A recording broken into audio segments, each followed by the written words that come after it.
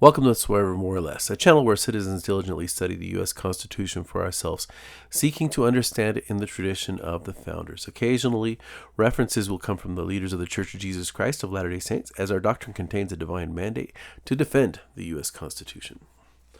Okay, apologize. This one's been a long time coming. I consider this kind of the some of the odd portions of the Constitution that we tend to study, maybe a little less, or consider the reasons for it a little bit less. But this has been a fun little project for me. So I'm calling it Congress Internal Powers and Controls. Hopefully this is useful the way I've laid out. This is basically Article 1, Sections 2 through 6, basically. So, James Madison once said, "What is government itself but the greatest of all reflections on human nature? If men were angels, no government would be necessary. If angels were to govern men, neither external nor internal controls on government would be necessary." And as I've studied these internal controls, I find them actually very useful. Okay, so first off, Congress, they have power over the manner of elections. This is something that both houses share.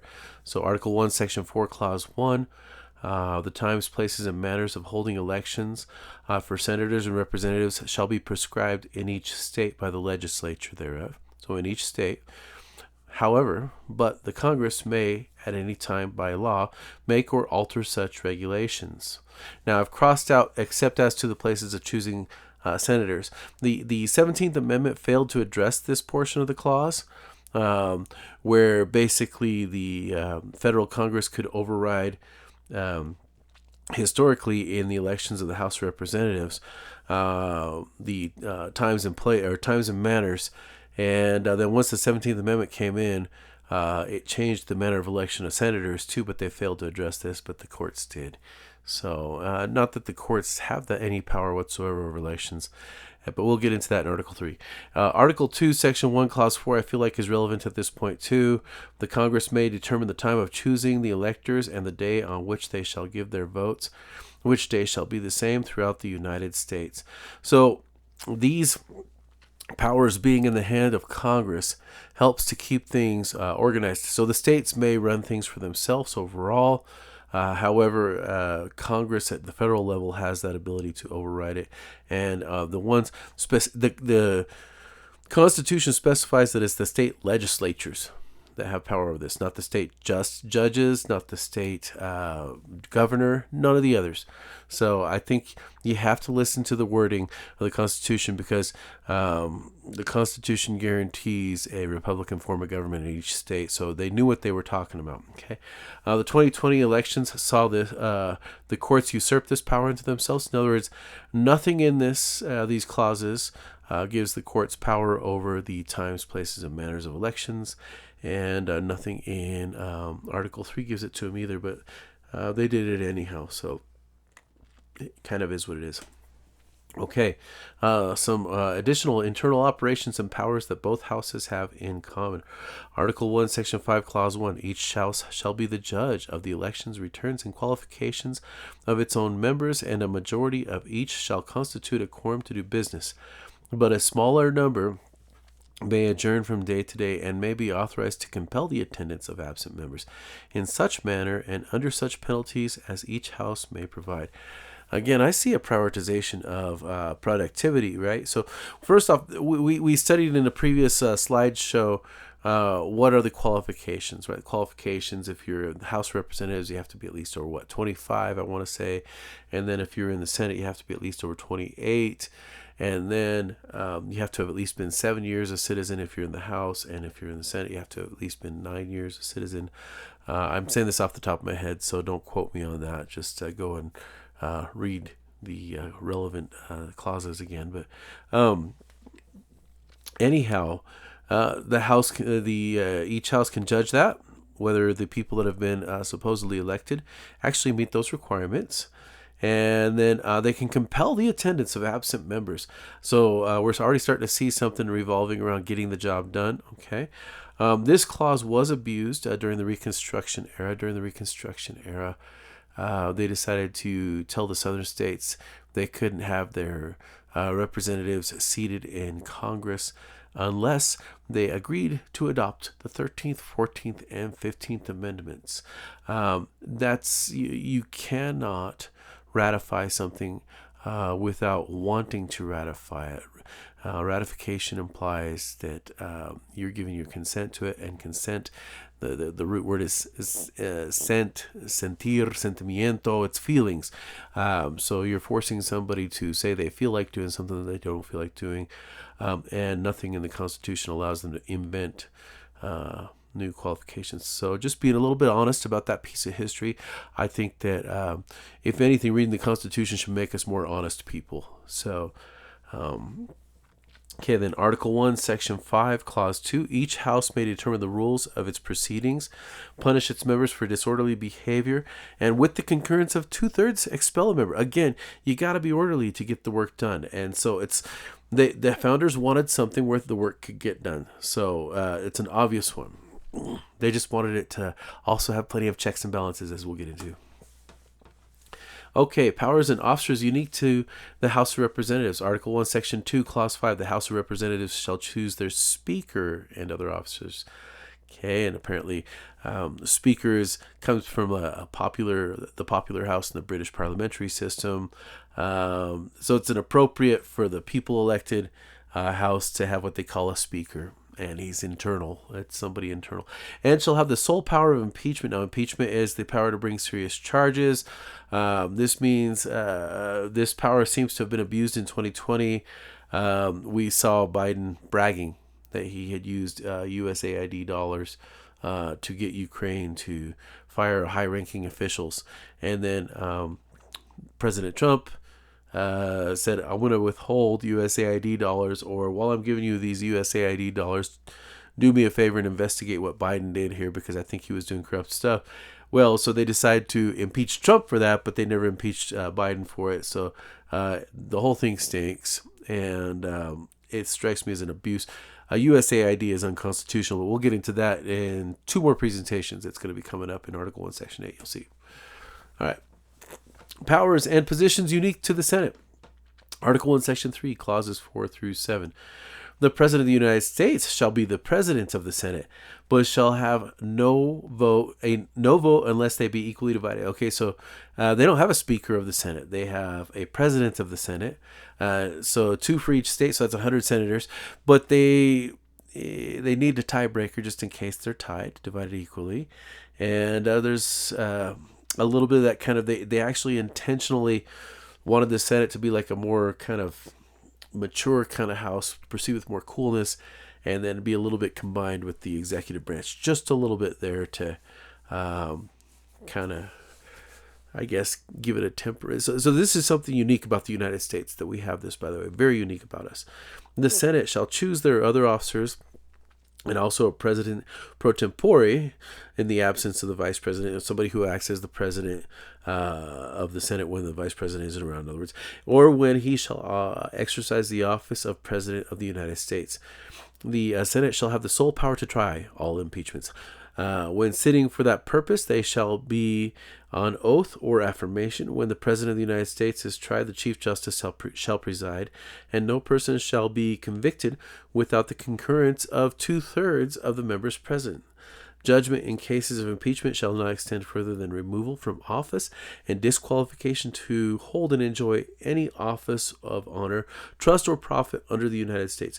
But the party convicted shall nevertheless be liable and subject to indictment, trial, and judgment and punishment according to the law. So I don't know what the history of convictions is, honestly, with impeachment. But it has to be 2/3 of the senators.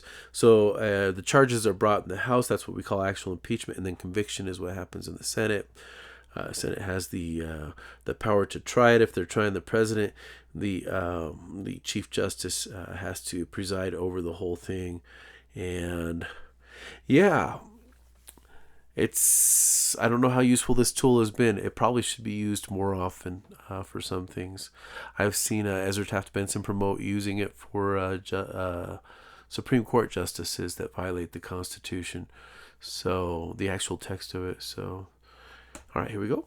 Obligations and Prohibitions, Part 1. So, Article 1, Section 4, Clause 2. The Congress shall assemble at least once in every year, and such meeting shall be on the first Monday in December, unless they shall by law appoint a different day. Nowadays, they are in session about 2/3 of the year, and sessions begin on January 3rd. So, Congress at least assembles once each year. Again, they got to stay working. Okay. Obligations and Prohibitions, Part 2, Article 1, Section 5, Clause 3. Each house shall keep a journal of its proceedings, and from time to time publish the same, excepting such parts as may, in their judgment, require secrecy. And the yeas and nays of the members of each house on any question shall, at the desire of 1/5 of those present, be entered on the journal. Okay, so you've got Congress.gov nowadays. It's one of the easiest ways to look up what's going on with them. Then also C-SPAN, that's not an actual government website at all, but it is kind of a unique tool that our generation has that previous generations didn't have, that you can watch what's going on in Congress live. So kind of cool. All right, here we go. Obligations and Prohibitions, Part 3. Article 1, Section 5, Clause 4. Neither house during the session of Congress shall, without the consent of the other, adjourn for more than 3 days, nor to any place other than that in which the two houses shall be sitting. So, if you look at where they are, they're both really close to each other.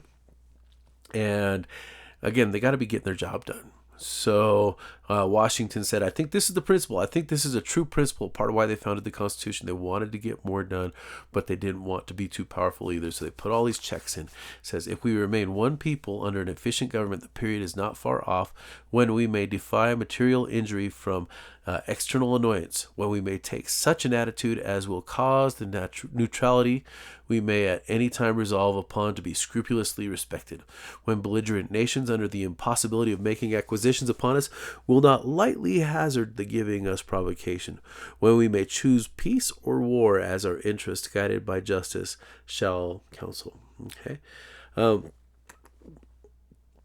Anyhow, we're going to be looking at statements regarding the filibuster here in a second, but a little sidetrack here.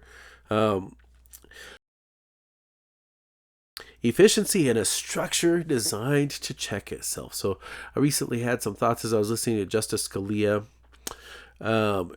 He says, he pointed out that only a few nations in the entire world actually have a functioning bicameral legislature.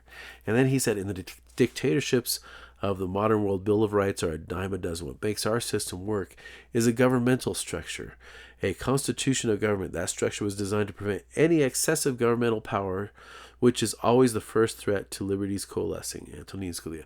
So look, a lot of people tend to focus on the Bill of Rights. They tend to focus on, I don't know why they focus on Supreme Court decisions. It's not even something that's authorized in the Constitution for Supreme Court to define what the Constitution is. But really, in truth, Scalia pointed out the really important thing. And so we'll get into that here in a second. Actually, let's look at it over to the right here. Well, let's read this President Benson quote. No law could be passed without majority approval of the House, whose members were directly elected by the populace, but also a law had to have the majority concurrence of the Senate, who at the time were not elected by the people. In this way, the passions and impulses of the majority vote were checked. The intent was to protect the individuals and the minority's right to life, liberty, and the fruits of their labor's property.